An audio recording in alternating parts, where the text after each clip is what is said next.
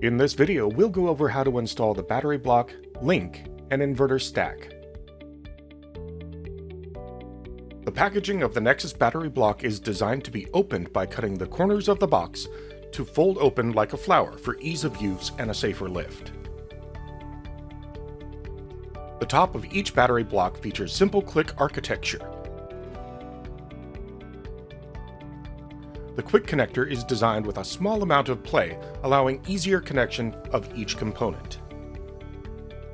The LED indicator window allows the battery state to be checked prior to installation. Each block also features a bubble level used when adjusting the battery block feet during installation. And if for any reason you need to disconnect a battery block, back off the simple click screws on either side with a hand tool, making sure to screw back in prior to reinstallation. Prior to installation, verify the LED indicator is blinking green once every few seconds. Handles and feet for the battery blocks are packaged along with the battery link. Install the battery block feet on the bottom of the first block. Next, install the battery block filter. Hook the battery block handles from the outside and move the first battery block into place. Unhook the handles, and they'll be used to place each battery block in the stack. Verify installation distance from the wall using the wall bracket go, no-go indicators as a guide.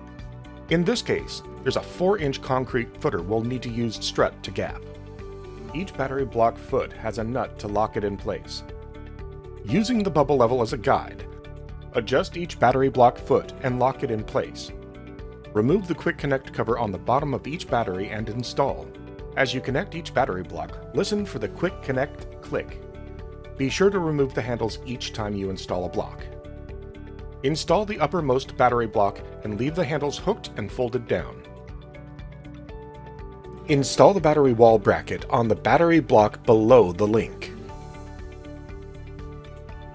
The Nexis Link packaging also includes a wall bracket extension, in the event that you're not installing directly in front of a stud. Remove the Link Quick Connect cover. Install the Nexis Link, making sure you hear the simple click connectors engage. Remove the two covers from the top of the link. The SolarEdge Nexis inverter is a single SKU product, meaning that your inverter will have several power class stickers in the packaging. Select the power class sticker based on your site plans and apply to the label prior to installation. Install the inverter wall bracket on the notches on top of the link and secure to the wall. Remove the quick connect cover from the inverter. Mount the inverter.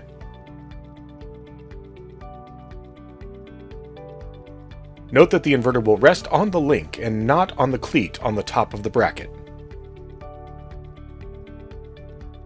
Tighten the T25 seismic screws to 17.7 inch-pounds. Loosen the captive T25 cover screws to remove the front cover of the inverter.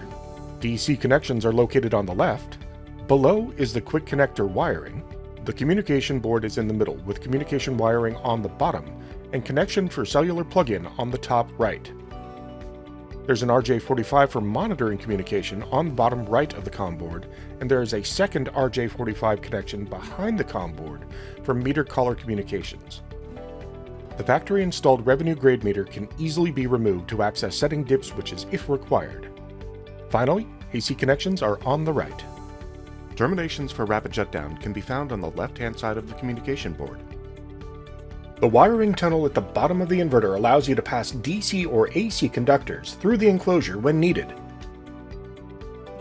Prior to landing AC conductors, install the provided ferrite ring. Starting with ground, install AC conductors, noting the labels just below the lever terminals. Tug test to verify connection. Place the ferrite ring on DC conductors. Before landing DC conductors, be sure to verify open air voltage of each string. You'll notice the ground bar and wire strip gauge are located just below the DC terminations. And don't forget to tug test after closing the lever terminals for your positive and negative conductors. Finally, close the cover and proceed to commissioning.